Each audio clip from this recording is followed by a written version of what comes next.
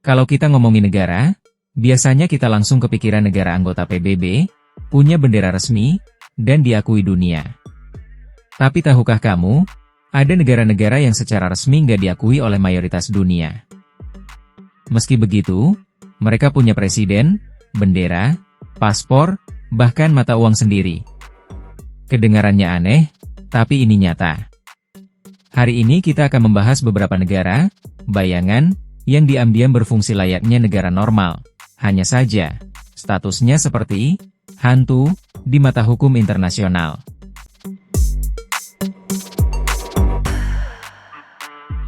Negara yang nggak diakui itu sering disebut negara de facto.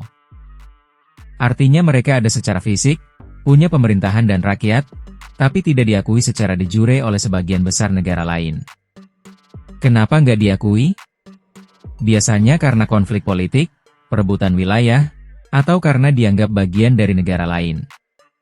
Tapi walau nggak diakui, beberapa negara ini sudah berjalan puluhan tahun, bahkan punya ekonomi sendiri. С Днем Великой Победы! Ура!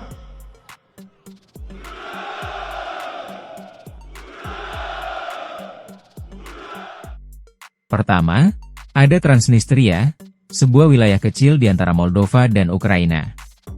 Negara ini memproklamasikan kemerdekaannya tahun 1990, tapi sampai sekarang tidak ada satupun negara anggota PBB yang mengakuinya. Meski begitu, Transnistria punya presiden, tentara, dan bahkan mata uang sendiri yang unik, koin plastik warna-warni. Mereka juga punya bendera dengan simbol palu arit ala Uni Soviet. Di mata dunia, Transnistria hanyalah bagian dari Moldova, tapi di lapangan, mereka hidup layaknya negara mandiri. Selanjutnya ada Somaliland, yang memisahkan diri dari Somalia pada 1991. Kalau Somalia terkenal dengan konflik dan ketidakstabilan, Somaliland justru relatif damai dan punya sistem pemerintahan yang stabil. Mereka punya presiden, pemilu, mata uang sendiri bernama Shilling Somaliland, dan bahkan paspor yang mereka terbitkan sendiri. Masalahnya, paspor itu cuma berlaku di segelintir negara yang mau nerima. Lucunya, banyak warganya bangga menyebut diri mereka warga negara Somaliland, walaupun secara hukum, negara ini tidak ada.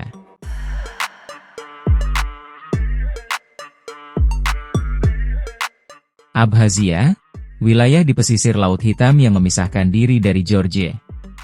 Mereka mendeklarasikan kemerdekaan tahun 1999, dan hanya diakui oleh segelintir negara seperti Rusia, Nicaragua, dan Suriah.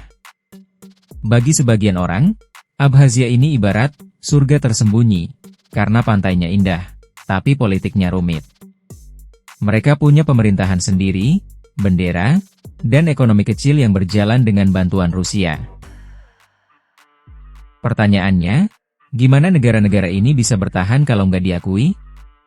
Jawabannya, kombinasi dari dukungan politik dari negara besar, ekonomi lokal yang cukup kuat, dan identitas nasional yang bikin warganya tetap merasa punya negara sendiri. Meski paspornya sulit dipakai, dan ekonominya terbatas, mereka tetap berjalan, seperti negara, bayangan, yang hidup di celah-celah hukum internasional. Jadi, walaupun secara hukum mereka tidak ada, nyatanya negara-negara ini membuktikan satu hal. Bahwa sebuah negara bukan cuma soal pengakuan internasional, tapi soal rakyat yang percaya dan menjalankan negaranya. Kalau kamu mau tinggal di negara seperti ini nggak?